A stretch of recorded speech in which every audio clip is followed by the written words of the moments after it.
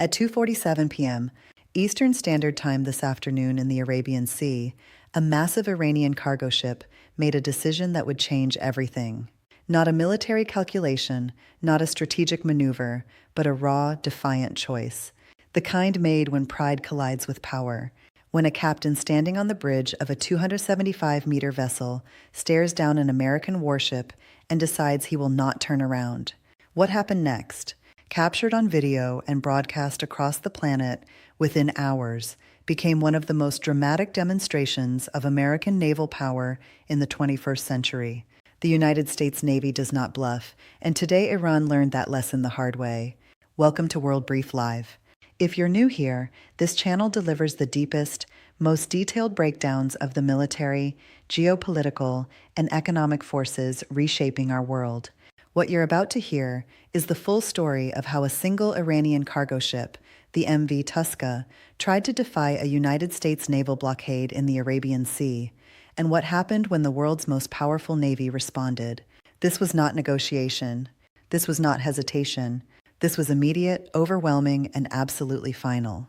On April 19, 2026, one captain's decision triggered a sequence of events that military analysts will study for decades. A 275-meter Iranian vessel against an Arleigh Burke-class destroyer, 6 hours of warnings, precision naval gunfire, and a lightning-fast marine boarding operation captured in night vision. The United States Navy sent a message that echoed from Thrawn to Beijing to Moscow. America does not bluff in the Persian Gulf.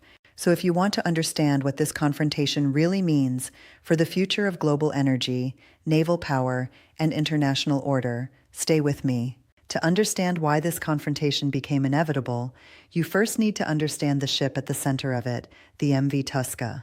She was a massive commercial cargo vessel, 275 meters long, longer than many warships. From bow to stern, she stretched nearly 900 ft. Her deadweight tonnage rivaled that of a small aircraft carrier. On her deck, shipping containers were stacked 7 high, forming a floating wall of steel that cut through the waves at a steady 17 knots. This was not a warship. It was not even a fast attack vessel. It was a hard-working merchant ship designed to move goods across the world's oceans. But the Tuska carried something far more dangerous than cargo, a direct challenge to American authority. The ship flew the Iranian flag and was owned by Mossacar Darya Shipping Company, an entity placed under United States Treasury sanctions since 2012. On April 19, 2026, she was heading straight for Bandar Abbas, one of Iran's most important ports, loaded with critical supplies. Between her and that destination lay something she was never supposed to cross, a United States naval blockade. Since April 13th, the U.S. Navy had been enforcing what analysts called the most comprehensive maritime interdiction operation in the Persian Gulf region since Operation Nest will in 1987-08. Every vessel attempting to enter or exit Iranian ports was being systematically intercepted. Warnings were issued. Courses were altered. By the time the Tuska entered the Arabian Sea, American forces had already peacefully redirected 25 commercial vessels. 25 captains had assessed the situation, recognized the reality of American power, and made the rational choice to turn around. The Tuska did not. Her captain maintained course and speed, steering directly toward the blockade line. This was not an accident. It was a deliberate test, a floating declaration that Iran would not be contained. Positioned directly in her path was the USS Spruant, an Arleigh Burke-class guided missile destroyer, over 500 ft long, displacing 9,000 tons and crewed by 329 highly trained sailors. The Spruant was no ordinary warship. Armed with Tomahawk cruise missiles, advanced radar torpedoes, and a 5-inch Mk-45 naval gun capable of firing 20 rounds per minute, she had been patrolling as part of the USS Abraham Lincoln Carrier Strike Group for 6 days. Her crew knew the procedures, they knew the protocols, and they knew exactly what would happen if the Tuska refused to comply. The stage was now set, a massive sanctioned Iranian cargo ship versus the full might of the United States Navy. What followed would be captured on video and watched by the entire world. At approximately 1,400 hours local time, the USS Spruant, an Arleigh Burke-class guided missile destroyer, picked up the Tuska on her advanced SPY-1 radar. The destroyer was operating as part of the USS Abraham Lincoln Carrier Strike Group and had already been enforcing the blockade for 6 straight days. Her crew knew this mission inside out. The Sparrowant was a formidable opponent, measuring over 500 ft in length and displacing 9,000 tons. She carried a crew of 329 elite sailors. Her arsenal included Tomahawk cruise missiles, Harpoon anti-ship missiles, torpedoes, standard missile interceptors for ballistic missile defense, and the powerful 5-in Mk-45 naval gun mounted forward capable of delivering 20 precision rounds per minute out to more than 13 nautical miles. The captain of the Spruant ordered an immediate course change to intercept. Within minutes, the destroyer closed the distance and positioned herself on the Tuska's starboard beam. The confrontation had officially begun. At 1,210 hours, the first radio transmission cut across the calm Arabian Sea. Motor vessel Tuska, this is United States Navy warship on your starboard beam. You are approaching a restricted maritime zone established under United States naval interdiction operations. You are ordered to alter course immediately and proceed away from Iranian territorial waters. Acknowledge this transmission. There was no response. The Tuska continued steaming forward at 17 knots, her massive hull slicing through the water on a direct heading for Bandar Abbas. The Spruant transmitted again and again. Warnings went out on every possible frequency: emergency maritime channels, international shipping frequencies, even military bands. Each transmission was recorded and logged with precise timestamps. The U.S. Navy was building an ironclad legal and operational record. 1 hour passed. Still no reply. The Tuska remained silent and defiant, refusing to slow down or change course by even a single degree. The Sparrowant maintained perfect formation, pacing the giant cargo ship kilometer after kilometer. 2 hours the sun began its slow descent toward the western horizon, painting the Arabian Sea in deep orange and gold. Still no response. 3 hours. The distance to the Strait of Hormuz was shrinking rapidly. 4 hours. Twilight settled over the water. The Tuska's silhouette grew darker against the fading sky. Yet she pressed on as if the American destroyer shadowing her did not exist. Throughout this entire time, the Spruant crew remained professional and disciplined. They gave the Iranian vessel every possible opportunity to avoid escalation. But as the minutes turned into hours, the tone of the transmissions began to shift. At the 6-hour mark, the warnings were no longer polite requests. They had become direct military orders. Motor vessel Tuska, this is United States Navy warship. This is your final warning. You are in violation of a lawful United States naval interdiction operation. You are directed to vacate your engine room immediately. We are prepared to subject you to disabling fire. Acknowledge and comply. Read that again. Vacate your engine room. We are prepared to subject you to disabling fire. Those were not words chosen lightly.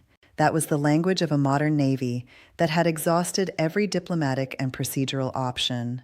The Spruant was not threatening idly. She was announcing the next phase of the operation. The crew of the Tuska now faced a clear binary choice. They could signal compliance, stop their engines, allow a boarding team to take peaceful control of the vessel, and avoid bloodshed. Or they could continue their defiant course and discover exactly what precision naval gunfire from an American destroyer felt like. They chose defiance. As darkness fully enveloped the sea, the Tuska maintained her speed and heading.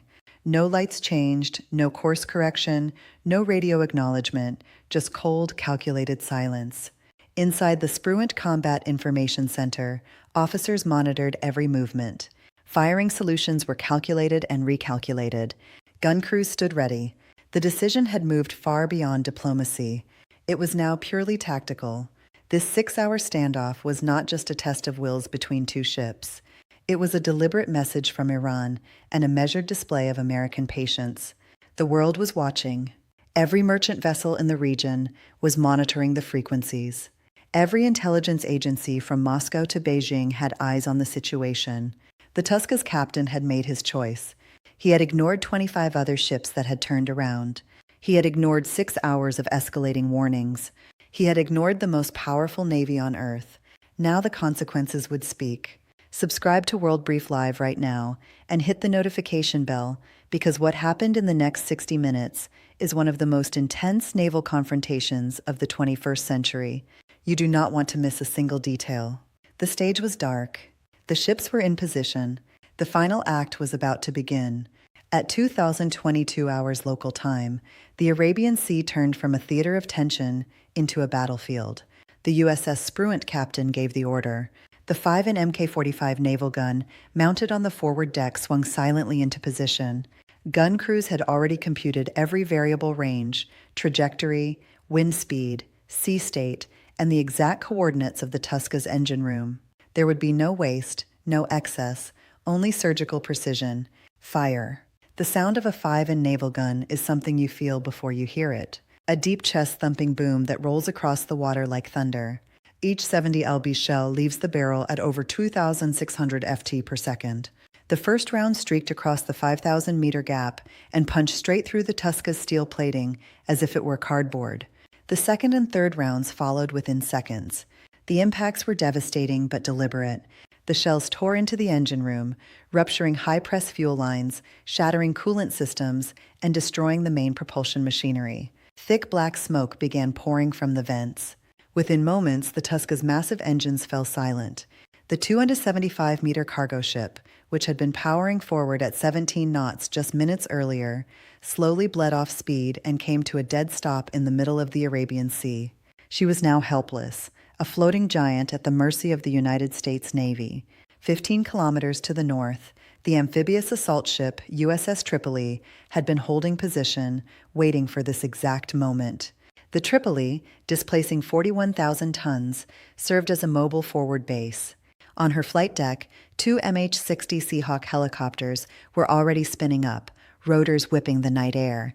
Aboard them were elite Marines from the 31st Marine Expeditionary Unit, battle-ready, fully kitted, and trained for exactly this type of operation. The call came from the Spruant. Tuska is disabled. Commence boarding operations. The Seahawks lifted off, banked hard, and raced toward the crippled cargo ship. The flight took less than 3 minutes. What happened next was captured in high-detail night vision footage by U.S. Central Command and released to the world within hours because America wanted everyone watching. The helicopters approached from the stern, using the Tuska superstructure to mask their approach. The crew of the Tuska civilian merchant sailors had heard 6 hours of warnings. They had felt the thunder of naval gunfire. They knew resistance was pointless, but the Marines took no chances. This was a combat boarding. The Seahawks hovered 40 feet above the deck, rotors pounding, fast ropes dropped from both cabin doors. In full combat gear, each Marine carrying nearly 60 pounds of equipment, the first team slid down the thick ropes with controlled aggression. It takes roughly 3 seconds from helicopter to deck a fast, disciplined descent using only grip, strength, and technique. Within 30 seconds, 12 United States Marines were on the Tuska's deck. They moved like a machine. 2 Marines sprinted to secure the bridge. 4 cleared the crew quarters aft. 2 provided overwatch on the main deck. The remaining team raced to the damaged engine room to confirm the destruction and ensure no crew members were trapped or injured in the shattered compartment. Resistance was non-existent. The entire operation, from the first Marine's boots hitting the steel deck to the ship being declared fully secure, took less than 10 minutes. The MV Tuska, the defiant Iranian cargo ship that had ignored every warning, was now in complete United States custody. The night vision footage released by CENTCOM is raw and powerful. You see the dark silhouettes of the Seahawks against the stars, the rapid descent of the Marines, and the swift professional movement across the deck. Grainy green imagery, but the message is crystal clear. This was not negotiation. This was not a show of force. This was a perfectly executed seizure by the most capable naval force on Earth. The Tuska now sat dead in the water, her engines destroyed, her crew detained, and her cargo under American control. A 275-meter symbol of defiance had been transformed into undeniable proof of American resolve. This single operation sent shockwaves far beyond the Arabian Sea. Tehran was watching. Beijing was watching. Moscow was watching. Every nation that has ever questioned American power in the Persian Gulf had just received a live demonstration of what happens when you test it. The United States Navy had shown the world that its patience has limits. And when those limits are reached, the response is swift, precise, and overwhelming. But here is what makes this moment truly historic. The Tuska seizure was not an isolated incident. It was the latest chapter in a 38-year-old story written in the same waters. In 1988, during Operation Earnest Will and the legendary Operation Praying Mantis, the United States Navy faced a nearly identical challenge. Iranian forces were mining the Persian Gulf, attacking neutral tankers, and threatening the Strait of Hormuz, after the USS Samuel B. Roberts struck an Iranian mine and nearly sank. The Reagan administration authorized a decisive response. In just 8 hours, American forces sank or disabled roughly half of Iran's entire combat-capable navy. Frigates were sent to the bottom, oil platforms were destroyed, fast attack boats were obliterated by naval gunfire and helicopter strikes. The message was unmistakable. The United States would enforce freedom of navigation in the Persian Gulf with overwhelming force. The parallels to April 19, 2026 are impossible to ignore. Once again, warnings were issued. Once again, Iran tested American resolve. Once again, the U.S. Navy responded with measured but decisive action. The 5 and Mk-45 gun that disabled the Tuska is a direct descendant of the weapons used in 1988. The fast rope insertion techniques employed by the 31st MEU have been refined over decades of the same mission set. The tactical playbook has not changed because it does not need to. It works. Iran's response to the Tuska's seizure was immediate and entirely predictable. State-controlled media called it piracy. IRGC-linked outlets quoted senior commanders vowing revenge. Iran's first vice president issued a thinly veiled threat: either a free oil market for all or high costs for everyone. Later that same day, Iranian forces fired on 3 commercial vessels, French, British, and Greek, attempting to transit the Strait of Hormuz. Notably, none were American. This is classic Iranian asymmetric strategy. Strike soft targets while avoiding direct confrontation with superior American power. But the pattern is familiar. When Iran moves from threats to action, it consistently runs into the same immovable obstacle, the United States Navy. The deeper strategic lesson is clear. Iran's entire approach in the Gulf has long rested on one assumption: that the political and economic cost of American escalation would eventually force Washington to back down. Operation Praying Mantis destroyed that assumption in 1988. The Tuska operation destroyed it again in 2026. In open water against a guided missile destroyer and professional Marines, Iran's fast boats, mines, and coastal missiles simply cannot compete. The USS Bruant could have sunk the Tuska in under a minute. Instead, it chose surgical disabling fire, followed by a textbook boarding. That level of restraint, combined with overwhelming capability, is the hallmark of a true professional Navy. The Tuska is now in U.S. custody. Her crew has been detained. Under international law and U.S. sanctions authority, the vessel may eventually be forfeited. But the real value is not the ship itself. It is the message it carries. That message has been received loud and clear in every capital that matters. When the United States enforces a naval blockade, it is neither symbolic nor negotiable. It will be backed by force, precise, documented, and final. The world is watching because the stakes extend far beyond one cargo ship. 20% of global oil supply still flows through the Strait of Hormuz.